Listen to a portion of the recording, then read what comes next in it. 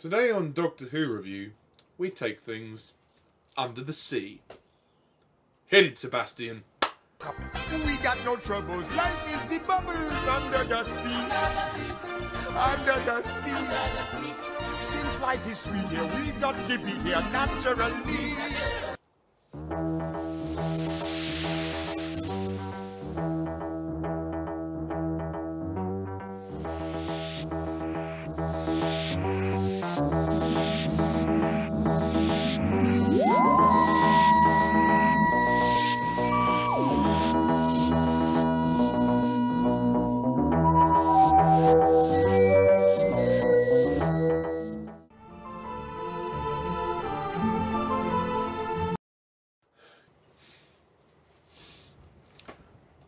Hello, Whovians, and welcome to my latest Doctor Who review, where today I review the third Patrick Troughton story, The Underwater Menace, which is also the fifth story of the fourth season of Doctor Who.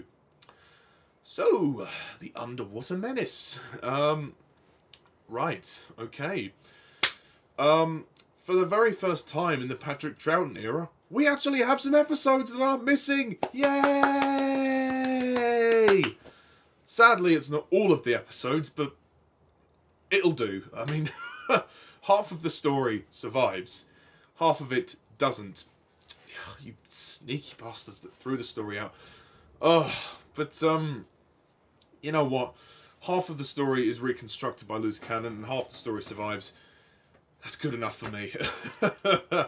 So, the plot of The Underwater Menace is the TARDIS arrives on an extinct volcanic island. Before long, the travellers are captured and taken into the depths of the Earth, where they find a hidden civilization, the lost city of Atlantis. The Atlanteans worship a goddess named Amdo, and use fish people, men and women, operated upon so that they can breathe under the sea to farm the plankton-based food on which they survive. A deranged scientist, Professor Zaroff, has convinced them that he can raise their city from the sea, but he actually plans to drain the ocean into the Earth's molten core, so that the resultant superheated steam will cause the planet to explode.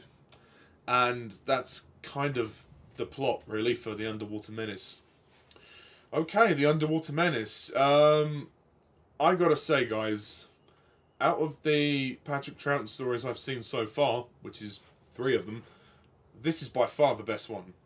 I loved this story. I adored The Underwater Menace. This was fantastic. I think this story is amazing.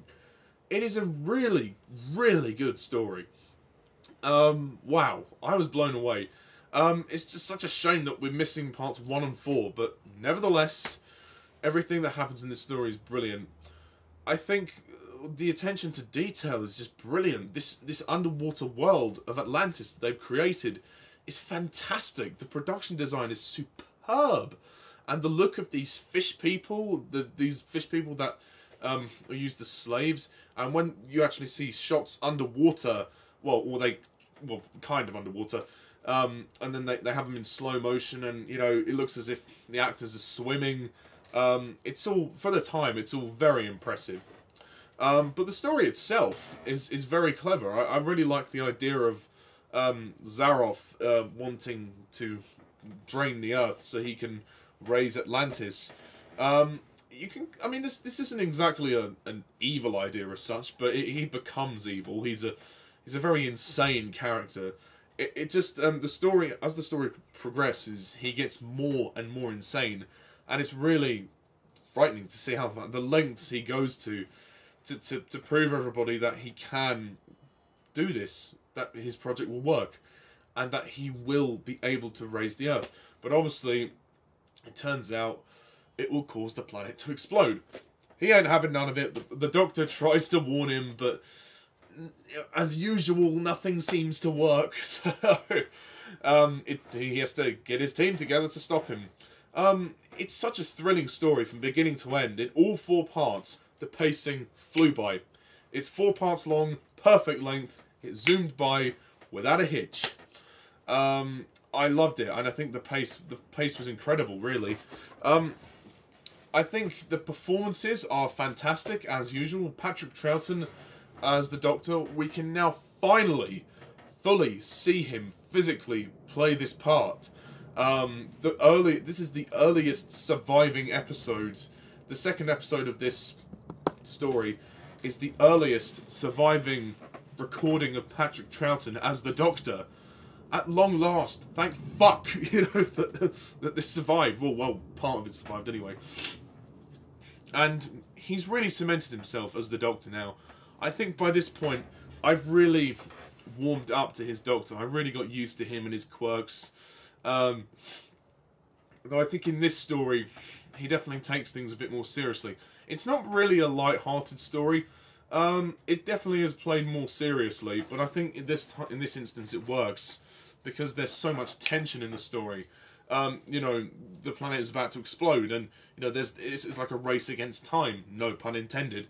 And the Doctor is really up against it this time. But thankfully, he has the help of his three companions, Ben, Polly, and Jamie.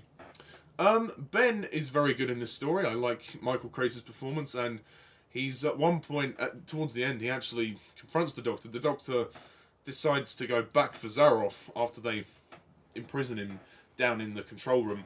But Ben challenges him and said, "No, just forget about him. We've got to leave him. We've got to go." So it's interesting to see that how Ben is kind of like taking charge a bit more this time. He's kind of, helping. He has to help Jamie as well when Jamie's injured himself. He has to pull Jamie up. Ben is just such a strong character. He's such a strong guy. He's just a nice bloke, and he's a funny guy. He talks like he's a Cockney. He talks a bit like this, he's a bit of a lad, right, mate, all that kind of thing. And he's a great character to watch. He's just great. He's indescribably great. That's all I can say really about Ben. And in this story, that's no exception. He's never given a bad performance, and he's one of my favourite companions of the classic era so far. Ben Jackson, he's just such a laugh to watch. He's just so great. Polly as well. Polly is great in this story. Anneke Wills does a great job as Polly. She's definitely a bit more of a frightened Polly in this story. She has to take on a bit more of a scared character this time. She's about to be injected with a needle and turned into one of those fish people. And that was a really scary way to end the first part. That was a really intense moment. And there's moments where she sees one guy get murdered. She's being chased by Zaroff and captured. She is really scared. Very luckily, she has Ben and Jamie who are helping her out. But Anneke Wills, great job this time as Polly, and she gets to wear a lot of different costumes as well. I must say, she does look rather good in that fish outfit. She'd make a good fish wife. I don't mean it in that way. Anyway, I'm only joking. The newcomer, Jamie. Jamie appeared in the previous story, The Highlanders. He didn't really get much to do in that story. He was pretty good in it, but he didn't do much. He gets to do a lot more in this story, and Jamie, played by Frazer Hines. Frazer Hines does a good job, and he does a good Scottish accent. Jamie's cool. I mean, I don't think we've seen the full potential of his character yet, and I'm sure that will very much be explored as we see him more in the Patrick Troughton era. I mean, he's in the rest of the Troughton era, so we've got loads of time to explore Jamie's character. He's definitely good in this story. He puts up a good fight against Zaroff, and he definitely takes charge when needs be. And he works very well with Ben and Polly and the Doctor. So he's a good addition to the team, and I really like him. I think that it's interesting how we have a bit more of a a ritual this time. The Atlanteans worshipping the goddess was interesting. And I thought that was a cool moment there when they had that.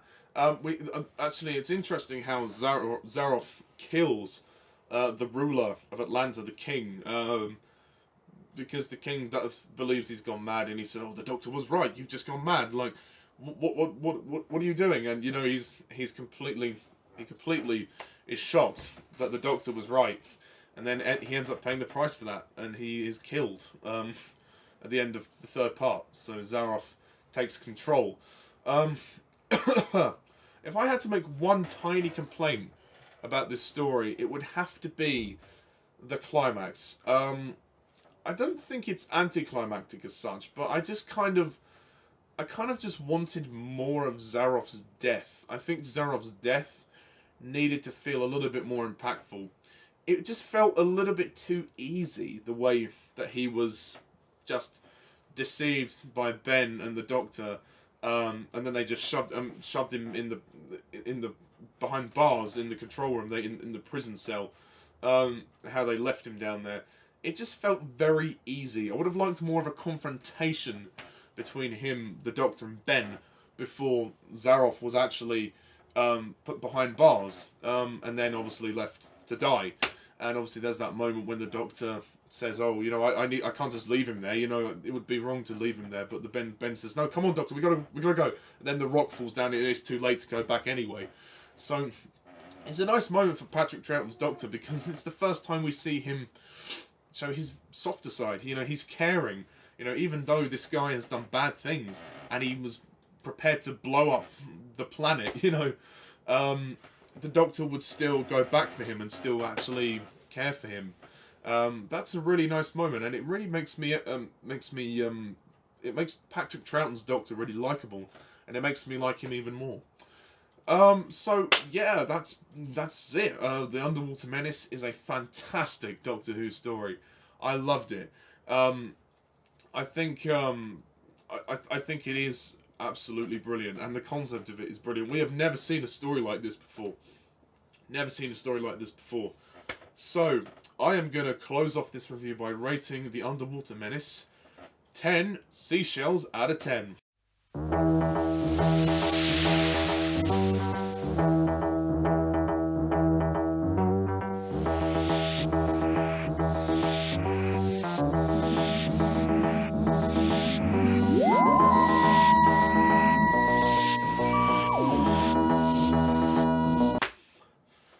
Yes, 10 out of 10. It was that good.